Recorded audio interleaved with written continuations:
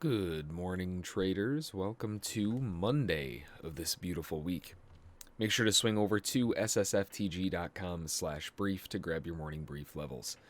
Before we jump on in, as always, we need to check the news so that we know what's going on and events and anything like that so that we're not taken by surprise.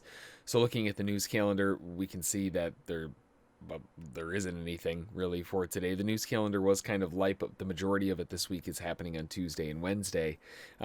Monday, we don't have anything. So we've got some minor news at 8:30 with the Chicago Fed National Activity for December, and 10:30 Dallas Fed Manufacturing Businesses indexes, but that's it. I mean, there's really nothing on the news calendar to have to worry about. Just kind of nice. But coming in on a Monday, sometimes that can mean it might be just a little bit on the slower side. We'll have to wait and see. But with that out of the way, not that there was much to talk about, now we can jump into some charts for today. Today being 1/25/2021. First up on the list is going to be the NASDAQ, which is just, it just keeps going up and up and up and up. One channel, and I'm kind of hesitant to call it a channel. It's more of a support level because realistically, we're probably not going back up to the top of the channel. But if you draw a line, the trend line off of the top to top and then transpose that to the bottom, that is definitely not normally what I'm looking to do to create a channel that looks like this. That's not my goal. But when I see the market responding so aggressively to it, even though it's not something that I would normally draw, it's something that the market's paying attention to. And that's the part that, well, makes it so that I have to pay attention to it. Now, we could also be dealing with a potential spike in channel type formation, where if we were looking at it from this perspective, we could be dealing with something like that. And that fits pretty well as, inside of here, regardless of how you want to pop it up there. It looks like a nice spike in channel formation that could be looking for a rotation back down, and buyers are still looking to buy the pullback. It's going to be tough wanting to buy way too far up. So looking for dips back makes a lot of sense, more towards those 13,381 quarters. Start filling in some of those gaps again from the weekend. That's where things start getting a bit more interesting. Then switching gears over to the S&P, well, not really much of a gear shift, I guess, but we have a lower high on the S&P, so we are forming a lower high and an ascending wedge that's working its way up. It's a bit more consistent with what the market's doing. The NASDAQ is a bit more lofty, and we're seeing those kind of blow-off moves on the top. This time on the S&P, we don't really necessarily have to worry too much about that. It's just its movement is relatively normal, I guess is the best word for it. So with this ascending move to the upside, we've got one leg on a pullback. The second leg down would be a fantastic drive down towards a much larger L2, back towards 3,800. That's the big zone of interest, especially considering that the bottom of the wedge lines up with that too. Everything is stacking up around those 3,800s. The market's hovering, a good 40 or so points higher than that, and we're not really going anywhere. But that's going to be the zone if it wants to pull back, where buyers are going to be looking to really start shifting gears and switching it back to the upside. Over on the sideways beast that is the gold market, just chopping. Tons of support just above 1,800 and a ton of resistance just ahead of 1870s or so. Every time the market pokes its head beyond those areas, it just gets whack-a-moled right back down again. And given the amount of bearishness that's trying to take over, it's been in charge, but trying to take over in the nearer term again, where they're pressuring in, trying to get those lower lows, lower highs, start transitioning the trend back down again. We haven't seen that yet. The buyers are still continuing to defend higher highs, higher lows, or at the very least higher lows. They're not breaking down too much. So if the market is going to roll over, it still has all of these buyers who are propping the market up in the way, and that's not going to make it an easy ride.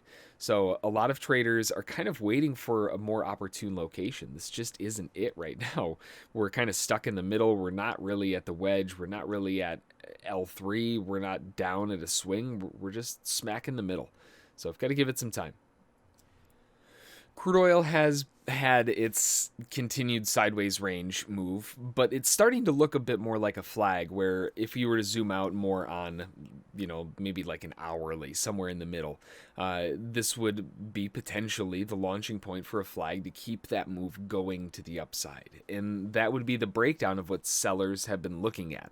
Remember, this 52 to 53 area, although it did go a little further, is a big zone of resistance that buyers are looking to take profit into. Sellers are potentially looking to reverse and hold on to swings to the short side, although a little bit iffy there. This is that zone, and as long as we're holding lower lows, lower highs, and failing to show the bulls continuing up, then sellers are going to have a slight argument. But the best that they're really going to be able to hope for realistically is a range. And we just cycled off the bottom of the channel. We cycled off of an L2, off of major structural support. It would make sense to see this rally back up to the channel highs, and then from there, it can figure out what it wants to do again. On the euro, we have a relatively nice move to the upside. I'm a bit hesitant to say nice, I guess, but it was a halfway decent leg to the upside, two-legged move right into the top of an L2, which we're rotating down off of. So as far as, structural, it's pretty solid. As far as the way that it looks, it's kind of gross. There's a lot of wicks and whippy, choppy, sloppy from the 22nd that's messing with stuff a bit. But realistically, the sellers who tried selling earlier at that major L1, they've been stuck since the 20th, and they're going to be looking to get out of the way if it can dip back down there.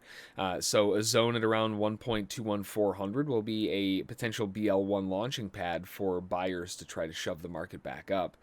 And then maybe we're off to the races once again with the euro screaming back to all-time highs. Well, not all-time highs, but screaming up and, hitting the rocket boosters.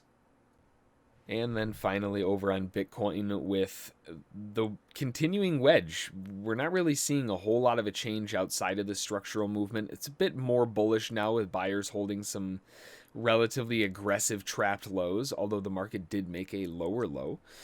We haven't had a higher high yet. That's really what we need to see in order to prove that buyers are potentially at least trying to come back over. Without the proof of a higher high, then it's just kind of guessing. We don't actually have the structure of the market telling us that that's what's going on. So because of that, we have rising support, but you could also very easily see how this could turn into a shorter term wedge that the market's attempting to break out of right now. And that would lead up to a very nice measured leg up, two legs to the upside here to here, and that would park it right into that L3 at the top of the wedge. So everything is stacking up in the same place. It's just a little bit further up. It makes more sense up there than anywhere else. Alrighty, well, that's going to do it for today. Like we always say, stay safe out there, keep those stops in play, and let the winners run. I hope you have a great day of trading, and we will see you all tomorrow. Thanks.